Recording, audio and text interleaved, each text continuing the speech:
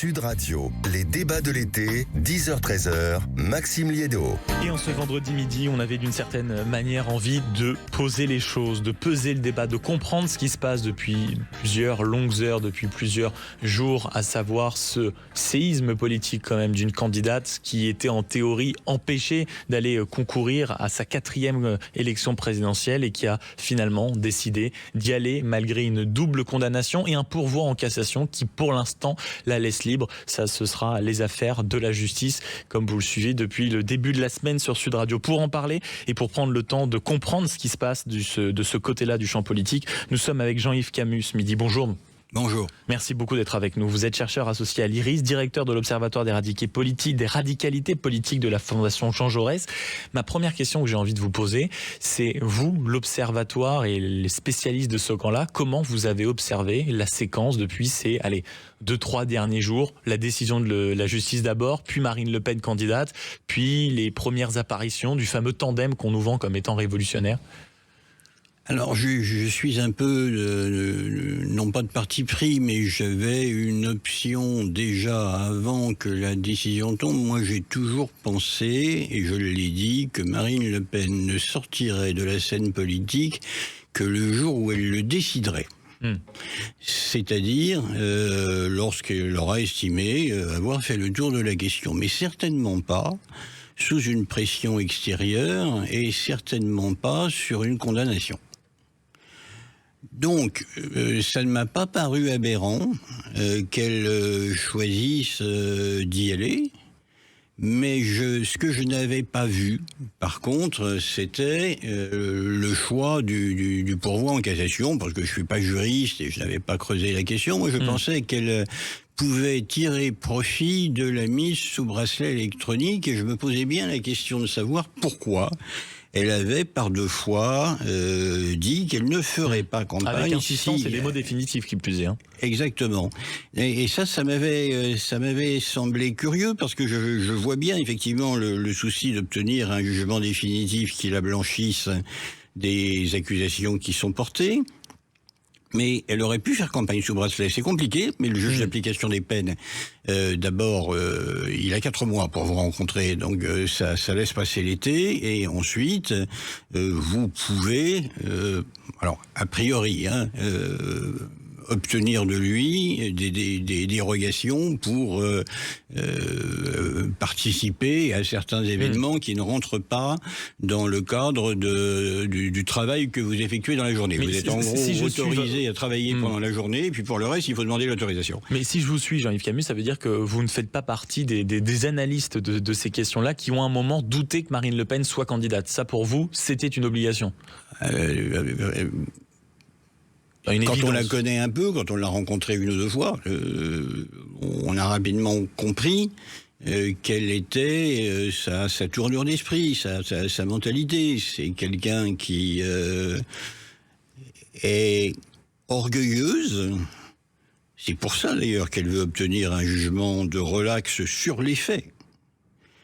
Et c'est quelqu'un qui n'aime pas être soumise aux pressions extérieures.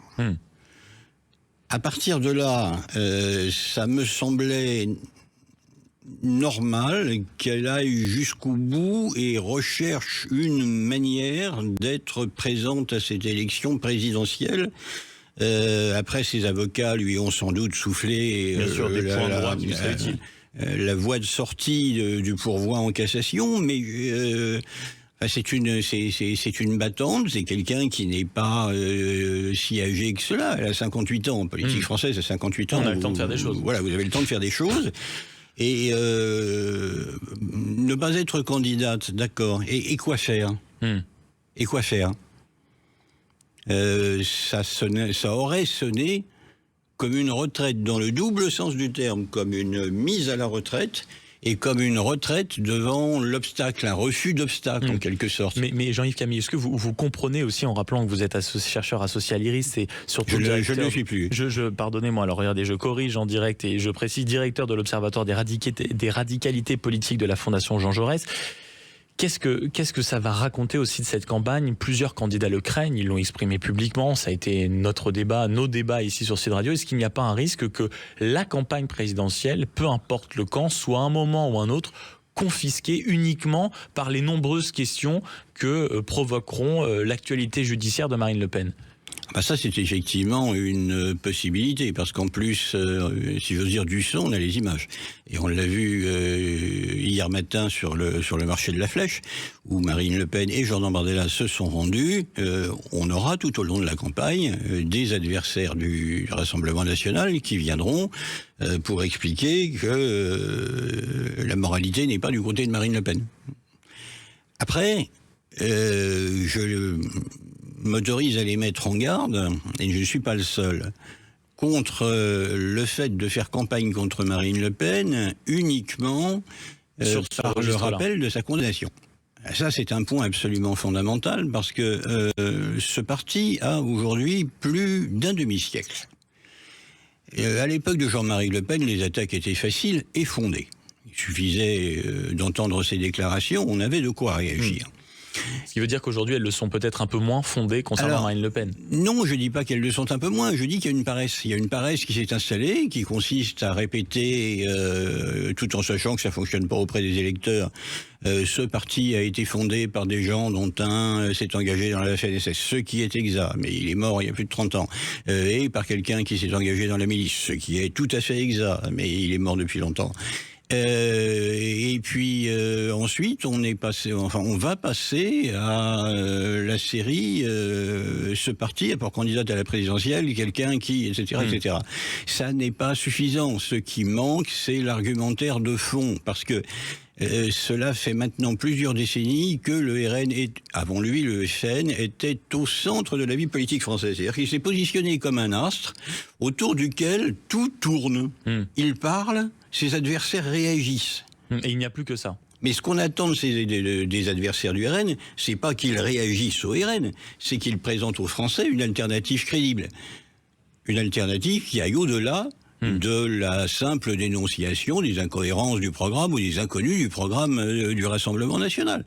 Sinon, on va encore une fois se retrouver dans la situation où, au second tour, nous aurons soit un candidat de la gauche radicale et la candidate du Rassemblement national, et disons-le tout de suite, le match semble plié.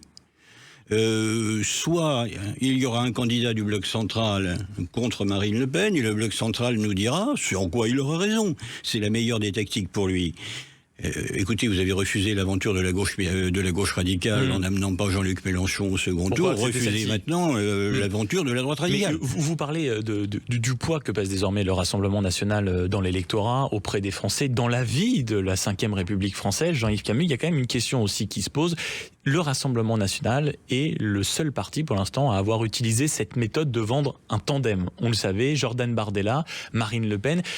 À quoi, d'une certaine manière, ça peut paraître futile comme question, mais à quoi doit-on s'attendre désormais avec ce tandem? On ne sait pas réellement s'il existe des tensions. Est-ce aussi idyllique que cela? Et même politiquement, qu'est-ce que représente ce tandem? Est-ce que les deux lignes, comme on l'a tant vanté, existent réellement au Rassemblement national? Il représente l'union de deux personnes qui ont des points de désaccord assez clairs sur l'économique et le social en particulier, sur le positionnement politique, ni droite ni gauche pour Marine Le Pen, droite assumée pour Jordan Bardella, mais qui sont assez contraintes de travailler ensemble jusqu'au jour de l'élection. Non, mais contraintes par la rationalité. Oui, alors, je sais bien que tout ça n'est pas forcément rationnel, mais contraintes par la rationalité, parce que comme ils amènent chacun une portion d'électorat, des portions d'électorat, et que pour être élu, c'est-à-dire remporter 50% des voix plus une, il y a un effort considérable à accomplir à partir des 40 et quelques pourcents du dernier scrutin présidentiel. Il faut aller chercher les électeurs partout, partout, dans toutes les classes d'âge, dans toutes les CSP, dans tous les segments de population. Donc Marine Le Pen en amène, Jordan Bardella en amène d'autres. Et comment expliquer expliquer, par exemple, dans ce que vous dites, que bien sûr, les deux lignes différentes, bien sûr, on entend le développement sur la mentalité de Jordan Bardella et Marine Le Pen, mais comment vous expliquez en réalité comment je pourrais dire ça d'une certaine manière, que ce duo-là n'arrive pas à s'aligner sur l'essentiel? Est-ce qu'entre deux, il n'y en a pas un qui, à un moment ou à un autre, arrivera à dégager quelque chose de majoritaire? Sur la ligne, j'entends. Il est quand même aligné sur une bonne partie de l'essentiel. On rappelle quand même les 3 sujets principaux qui motivent les électeurs du RN. Le cœur des électeurs. Après, on parlera de ceux qu'il faut qu'ils convainquent. Bien sûr. Mais le cœur des électeurs, le pouvoir d'achat, l'immigration, la sécurité / insécurité. Le pouvoir d'achat, Jordan Bardella n'a jamais dit, ce serait suicidaire, écoutez, le pouvoir d'achat des Français n'est pas terrible, mes réformes libérales vont le limiter encore plus. Bon. L'immigration, oui, ils sont alignés. Oui. Donc en fait, ce n'est pas des divergences de fond. Ce que vous nous dites, c'est sur l'immigration. Non, il n'y a pas de divergence. Dans le programme, en fait, il n'y a rien qui soit des divergences de fond. Il y a des sensibilités différentes, simplement. Moi, j'ai jamais entendu Marine Le Pen dire, par exemple, la fiscalité française, c'est super, l'État, il faut encore renforcer les effectifs de la fonction publique. Non, ils ont une manière différente de voir qui est liée aussi au fait qu'ils appartiennent à 2 générations. Moi, je vais ramener le problème à ma vie personnelle, à mon vécu personnel. Je suis un petit peu plus âgé que Marine Le Pen. À ma génération, et ça restait encore à la sienne, il est né en 1968, nous étions assez certains que le modèle social français issu des ordonnances de 1945, donc le programme du Conseil national de la résistance mis en musique en 1945, était viable, durable, et que ça durerait toujours. Un homme de 30 ans comme Jordan Bardella, ça fait au minimum 10 ans qu'il sait que ce modèle-là, pour ce qui concerne notamment la question des retraites, eh bien, il ne lui profitera pas de la même manière. Donc forcément, ce sont des questions qui provoquent ce qu'on appelle des sensibilités différentes. Et vous avez aussi eu une petite phrase sur laquelle il me semble important de revenir, sur le fait de Marine Le Pen et son impossibilité à se qualifier de femme de droite. C'est aussi intéressant. On y reviendra parce que de ceci découle aussi la ligne du Rassemblement national qui est, je crois, très importante pour les électeurs. Et on tirera enfin la discussion sur les électeurs, certes convaincus. Bon, alors eux, c'est très bien. Mais il y a ceux qu'on doit convaincre. Et la fameuse union des droites qui plane toujours sur la sphère, en tout cas, de ce camp politique. Ce sera des questions intéressantes à vous poser, Jean-Yves Camus, directeur de l'Observatoire des radicalités politiques de la Fondation Jean Jaurès. Vous restez avec nous et sur Sud Radio à l'heure du repas. On poursuit cette conversation très politique. On vous donne des billes en réalité pour la conversation du dimanche. À tout de suite. Sud Radio, les débats de l'été, 10h-13h, Maxime Liédo. Suite de notre conversation sur Sud Radio avec Jean-Yves Camus, le directeur de l'Observatoire des radicalités politiques à la Fondation Jean Jaurès. On avait envie de discuter avec lui parce que ce spécialiste justement des radicalités politiques de la droite, de l'extrême droite, avec ce qui s'est passé cette semaine dans ce camp-là, on avait envie de prendre un tout petit peu de recul, d'essayer de comprendre ce qui s'était passé. On s'est quitté sur une interrogation, Jean-Yves Camus, à laquelle j'aimerais que vous répondiez parce que c'est aussi une question, je pense, qui est dans la tête de beaucoup d'auditeurs et peut-être même directement de beaucoup d'électeurs du Rassemblement national. Pourquoi Marine Le Pen a-t-elle à ce point du mal à se qualifier de femme de droite, contrairement à Jordan Bardella, vous le soulignez? Alors c'est sans doute une manière de s'affranchir d'une étiquette politique qui avait été accolée avec un préfixe à son père, une manière de se démarquer, mais c'est aussi une conviction liée au fait que le cœur de son électorat, au fond, sur les questions économiques liées au chômage, à la réforme des retraites, au pouvoir d'achat, il se moque bien que les réformes positives soient effectuées par la droite ou par la gauche. Ils veulent juste voir leur vie changer. Ils veulent juste voir leur vie changer. Sur les questions d'immigration, ils ont quand même conscience que la vision n'est pas la même à droite du spectre politique qu'à gauche. Mais sur la question de l'insécurité, À vrai dire, que ce soit Jean-Pierre Chevènement, ministre de l'Intérieur, qui parle des sauvageons, ou que ce soit Nicolas un ministre de droite, ça leur parle tout autant. Mais et vous venez de rappeler, en effet, que beaucoup encore, en tout cas je crois que c'est même comme ça que le Conseil d'État souhaite qu'on présente le Rassemblement national. Vous avez parlé de Jean-Marie Le Pen qui était qualifié de candidat d'extrême droite. Il y a toujours, j'ai l'impression, un débat qui devient de plus en plus gênant, un peu comme un éléphant dans la pièce quand on parle du Rassemblement national. Est-ce qu'on doit encore le qualifier comme étant un parti d'extrême droite ? Alors ça, c'est un débat scientifique que les politistes ont. Ça donne lieu à la production d'un nombre innombrable de volumes dans toutes les grandes langues du monde. Je viens encore de boucler 2 chapitres consacrés au sujet pour des ouvrages collectifs. Alors justement, vous, Jean-Yves Camus, qui êtes le spécialiste de ces questions-là, est-ce qu'il faut encore qualifier le Rassemblement national de parti, bien sûr, d'extrême droite ? Je ne veux pas tourner autour du pot, mais on a énormément de définitions de l'extrême droite, produite par d'excellents collègues, dont d'ailleurs les définitions varient selon qu'on se situe dans le contexte allemand, où on a une définition juridique de droite radicale, droite extrême, dans le contexte américain, britannique, bref, tout ce qu'on veut. La définition à peu près canonique de l'extrême droite au début des années 2000, c'est celle que donnait mon collègue néerlandais Kasmud, qui disait « c'est un parti nationaliste, populiste, xénophobe, partisan donc de la loi et l'ordre et d'une certaine forme d'intervention de l'État ». Bon. Après, il faut déconstruire. Nationaliste, oui, certainement, bien que Marine Le Pen et Jordan Bardella, d'ailleurs, vous diront, mais ça n'est pas du nationalisme, c'est du patriotisme. Voire du souverainisme. Voire du souverainisme. Sur la question de la loi et l'ordre, oui, enfin, à vrai dire, ça me paraît pas être un déterminant majeur. Je ne connais personne en politique qui soit partisan du désordre. Ensuite, il y a les modalités, il y a le positionnement des électeurs, par exemple sur un sujet comme le rétablissement de la peine de mort, où ce sont les électeurs qui y sont le plus favorables. La xénophobie. Alors, la xénophobie... dans le programme du Rassemblement national, il y a quelque chose qui constitue le cœur du réacteur, et sur quoi Marine Le Pen comme Jordan Bardella sont d'accord, c'est la fameuse priorité nationale / préférence nationale. Est-ce que c'est de la xénophobie ? Ça consiste incontestablement à donner aux Français, mais aux Français quelle que soit leur origine, c'est là j'allais dire le petit truc qui change, de donner aux Français des droits que les personnes de nationalité étrangère vivant sur notre sol, à titre légal ou illégalement, n'auront pas. C'est clairement une discrimination. Sur le marché du travail, c'est en principe le plus compétent qui est embauché et celui qui accepte les conditions notamment salariales, qui sont fixées par celui qui l'embauche. Ceci étant...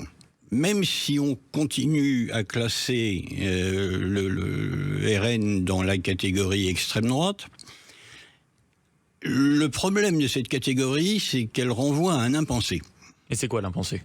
L'impensé, c'est de 1930 à 1945. C'est le fascisme, ce sont les ligues, c'est la collaboration. Et là, effectivement, ça devient plus compliqué parce que... il y a encore effectivement des incidents qui sont rapportés ici ou là de militants, voire d'élus, qui sont quand même pas très très prudents dans leurs attitudes et dans leurs paroles. Mais vous n'arriverez pas à convaincre, et c'est là que je sors de mon rôle de chercheur, mais vous n'arriverez pas à convaincre quelqu'un sur un marché dans une campagne électorale que le candidat qu'elle voit représente le fascisme. Donc ça, au moins, la ligne est tracée. On parlait pour la qualification de l'extrême droite, et c'était important de revenir sur cette qualification avec ça, Jean-Yves Camus. Autre problématique, ou en tout cas autre élément de réflexion qu'on doit avoir dans cette campagne, c'est la fameuse ligne du parti. Alors la fameuse ligne du parti, alors là on n'arrête pas d'en entendre parler, Jordan Bardella, Marine Le Pen, plus libéral, plus social, blabla. C'est quoi la réalité pour les électeurs ? Parce qu'en fait, ce qui est intéressant, c'est les électeurs. Les électeurs attendent quoi du Rassemblement national ? Qu'il fasse le ménage, qu'il renverse la table. Est-ce qu'on peut appeler ça aussi le dégagisme? Parce que depuis plusieurs jours, quand on a ce débat avec, bien sûr, nos éditorialistes, nos experts, avec les auditeurs sur ces différents sujets, une des questions qu'on avait posées, c'est est-ce que vous pensez que cela peut gêner certains électeurs qui, peut-être même encore aujourd'hui, hésitent à voter le Rassemblement national, voter Le Pen? Est-ce qu'ils pourront le faire avec quelqu'un qui a été doublement condamné pour détournement de fonds publics? Certains disaient, mais on s'en fout, nous, on veut qu'il fasse le ménage. C'est ça que vous décrivez. Je crois effectivement, vous parlez de dégagisme, il y a un terme qui monte en ce moment, il est d'origine sud-américaine, c'est l'affouirisme. Oui, affouira venant de monsieur à la tronçonneuse, voilà, d'une certaine manière. Dehors, je veux dire, que tout ça dégage. Javier Milei, mais aussi Vox en Espagne, voilà, on dégage l'ensemble du système. Je rappelle que le FN puis le RN définissaient le système comme ce qu'ils appelaient la bande des quatre, ou autrement... formulé UMPS. Bon, UMPS, ça n'est plus l'UMP, c'est les Républicains, c'est l'ensemble du spectre politique des partis qui ont alterné au pouvoir depuis 1980. Voilà, donc tout ça, on dégage et on donne autre chose aux Français, une autre orientation. Et à vrai dire, que celui qui la porte s'appelle Marine Le Pen ou Jordan Bardella, je pense que pour le cœur des électeurs, il n'y a pas de différence. Ensuite, on en vient au point crucial de savoir comment on passe de 40 et quelques % à 50. Et là, il ne s'agit plus du cœur des électeurs, il s'agit d'en conquérir d'autres. Et c'est là où moi je voulais vous interroger sur la fameuse union des droites. On a toujours senti, arrêtez-moi si je me trompe, Jordan Bardella légèrement plus enclin à cette option, inspiration Nicolas Sarkozy avec les déjeuners, les entrevues qu'on a découvert dans la presse, c'est-à-dire aller chercher sur absolument toutes les terres, et une Marine Le Pen un peu plus, on va dire, avec peut-être un peu plus de mépris vis-à-vis de ceux qu'elle a combattu depuis des années et des années. Est-ce que l'union des droites, Marine Le Pen, pourrait en être l'une des actrices en 2027 ? Alors, il y a le discours de campagne qui assure que l'UDR d'Éric Ciotti et Marion Maréchal, avec son petit mouvement Identité-Liberté, auront une part dans cette campagne parce qu'ils représentent des sensibilités qui viennent s'ajouter aux voix déjà acquises en parlant à d'autres catégories d'électeurs. Vous connaissez ces milieux mieux que personne, Jean-Yves Camus. Vous avez vu l'actualité des dernières heures où en interne justement de ces petits partis, que ce soit des équipes de Marion Maréchal et des équipes d'Éric Ciotti, on se dit peut-être que Jordan Bardella avait quelques faiblesses plus apparentes, mais on aurait peut-être préféré Marine Le Pen parce que pour nous et notre ligne, c'est peut-être pas avec elle qu'on va pouvoir la plus facilement la défendre. Ça, c'est assez clair que du côté du DR, on doit se poser la question de savoir si le choix de coller au RN, version Marine Le Pen, était finalement si malin. Peut-être pas, en fait. Mais dans la réalité, la situation juridique de Marine Le Pen peut rebuter des électeurs de la droite classique, y compris des déçus de LR, qui se disaient, Bardella, finalement, c'est pas une mauvaise option, puisque sur l'immigration, sur la sécurité, je suis en phase. Mais qui seront peut-être un petit peu effrayés parce que ces électeurs tiennent avant tout à la sécurité, mais pas la sécurité version ordre public, la sécurité des investissements, du standing de la France à l'international, de sécurité du statut pour aller de leurs économies, de leurs retraites, etc., etc. Ils vont peut-être se dire, alors déjà ni droite ni gauche, c'est pas ça pour moi. Et puis quand même, cette situation assez surréaliste qui pourrait devenir d'une candidate que la justice ne rattrapera pas avant qu'elle entre en fonction si elle gagne. C'est quand même du jamais vu, non seulement dans l'histoire de la Ve République. La Cour de cassation réellement ne se prononce pas avant les ordres, ce qui, selon ce qu'on a entendu du premier procureur de France, c'était hier matin sur une radio de service public, n'est pas si sûr que ça désormais. Alors, c'est possible, mais ça n'est pas sûr. Oui, et puis, et là, je ne suis pas expert, je laisse aux juristes le soin d'en juger, mais certains disaient, sur des plateaux où je me trouvais hier, qu'il était possible pour le RN de jouer encore la montre en déposant des actes supplémentaires, en faisant un petit peu de procédure et en essayant de traîner jusqu'à la présidentielle. Mais en tout cas, l'union des droites, est-ce que vous le pensez ce midi, Jean-Yves Camus ? Moi, j'y ai jamais cru. Voilà, c'est la question. Moi, j'y ai jamais cru. Et pourquoi ? Parce que je sens que vous avez posé une grande question là, la vraie. Parce que d'abord, pour faire l'union des droites, il faut se dire de droite. Sinon, ça n'a pas de sens. Quelqu'un qui dit « je ne suis pas de droite », mais qui réalise l'union des droites, c'est un peu compliqué. C'est bizarre, oui.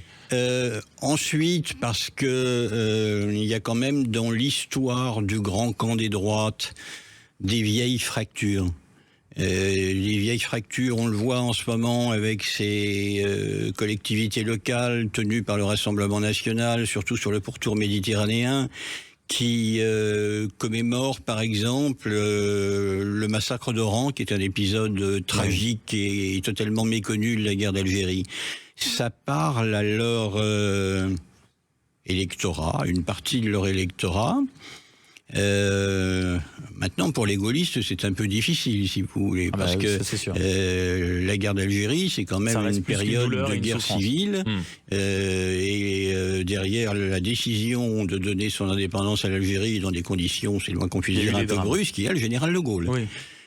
Quand on commémore dans certaines villes les hommes, ce sont tous des hommes qui ont été fusillés pour cause de participation à l'OAS, ça résonne pas forcément de belle manière aux oreilles gaullistes. On sent bien à quel point il y a différentes lignes. C'est peut-être tout ça qui va devoir, à défaut de se rassembler, en tout cas peut-être se préciser dans les prochains mois et d'ici la date fatidique de l'élection présidentielle de 2027. Mais en même temps, c'est loin. En même temps, c'est loin. C'est-à-dire qu'on voit bien comment la mémoire de la résistance versus collaboration, par exemple, était encore un problème dans les années 80-90 parce qu'il y avait au Front National des gens venant des deux camps, des gens qui avaient combattu les armes à la main dans deux camps qui voulaient s'éliminer l'un l'autre. Je les ai connus.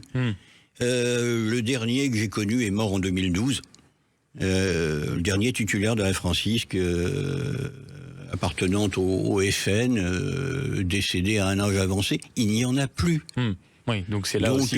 Pour des gens d'aujourd'hui, 25-30 ans, si vous voulez, c'est dans le livre d'histoire, mais c'est pas pertinent quand il s'agit de voter. Qui pourrait déterminer un vote. Merci beaucoup, Jean-Yves Camus, d'avoir été avec nous pour essayer de nous éclaircir sur ces points qui vont forcément être énormément débattus, ou en tout cas, ça c'est une certitude, au centre de l'actualité ces prochaines semaines, ces prochains mois, et certainement même encore ces prochaines années. Merci beaucoup d'avoir été avec nous, directeur donc de l'Observatoire des radicalités politiques de la Fondation Jean Jaurès.